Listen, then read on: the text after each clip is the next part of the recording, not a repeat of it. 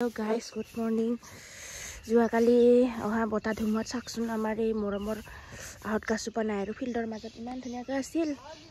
ইমান বছৰৰ মূৰত মানে ফাৰ্ষ্ট টাইম এনেকা সৰুৰ পৰা ডাঙৰ হ'লেও এনেকা বতাহ ধুমুহা দেখা নাই।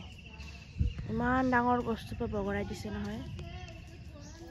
আনকি মই নিজে কালি সাক্ষী হৈছোঁ গাইজ, মানে আহি থাকোঁতে এনেকুৱা বেয়াকৈ পাইছোঁ নহয়, বেলেগৰ ঘৰত সোমাই মানেহে সাৰি আহিলোঁ বতাহ ধুমুহাৰ পৰা।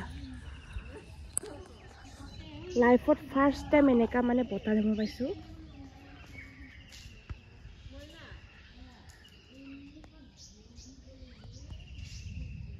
ইফালে মায়ে ৰাস্তা সাৰি সাৰি আণ্টিৰ লগত কথা পাতি আছে।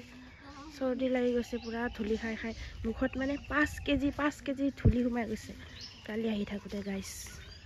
ৰাতিপুৱা আপোনালোকক দেখুৱাবলৈ ভিডিঅ' কৰিছোঁ। আপোনালোকৰ ফালে কেনেকৈ একদম ধুমুহা বতাহ কিবা ক্ষতি কৰিছে নেকি আপোনালোকে জনাব কমেণ্টত।